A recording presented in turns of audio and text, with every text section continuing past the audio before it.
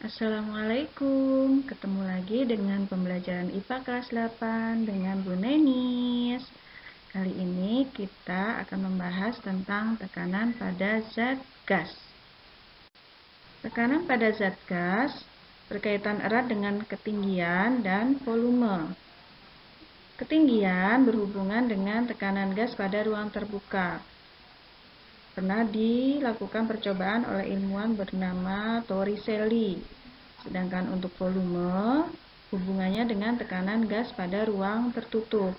Pernah diuji cobakan atau dilakukan percobaan oleh ilmuwan bernama Boyle, sehingga menghasilkan hukum Boyle.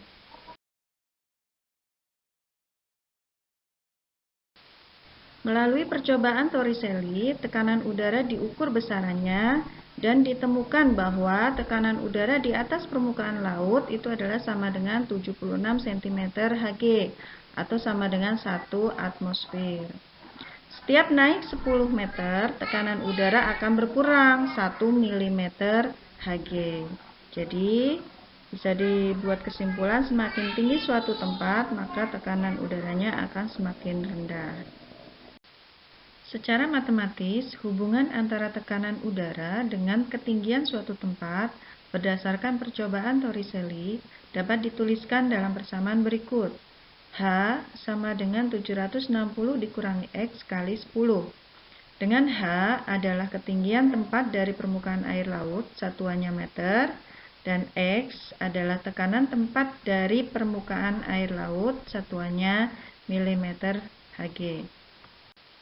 Untuk tekanan udara yang berhubungan dengan volume, erat kaitannya dengan hukum Boyle. Hukum Boyle berbunyi, tekanan udara pada ruangan tertutup berbanding terbalik dengan volumenya. Jadi, semakin rendah volume suatu wadah, maka akan semakin tinggi tekanan udaranya. Sebaliknya, semakin besar volume wadahnya, maka semakin rendah tekanan udaranya. Secara matematis, hukum Boyle dapat dinyatakan dalam persamaan berikut.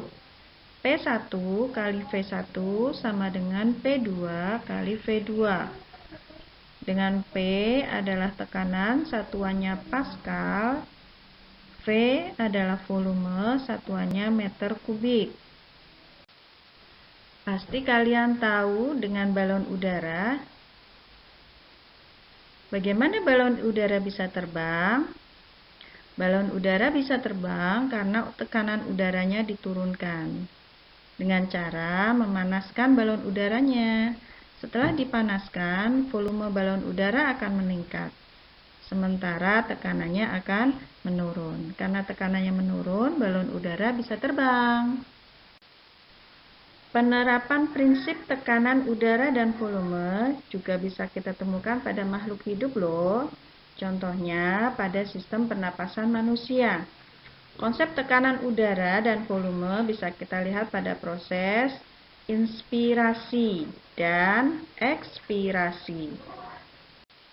Pada proses inspirasi atau proses menarik nafas, tulang rusuk kita akan terangkat sehingga rongga dada akan membesar.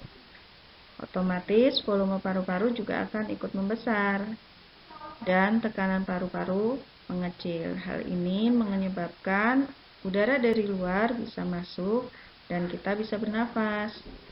Sedangkan pada proses ekspirasi atau mengeluarkan napas, volume paru-paru akan mengecil sehingga tekanan paru-paru menjadi besar. Hal ini menyebabkan udara dari dalam paru-paru bisa dikeluarkan. Sampai sini dulu pembelajaran kali ini ya. Tetap jaga kesehatan. Happy science. Jangan lupa berdoa dan beribadah. Sampai jumpa pembelajaran berikutnya. Dah. Wassalamualaikum warahmatullahi wabarakatuh.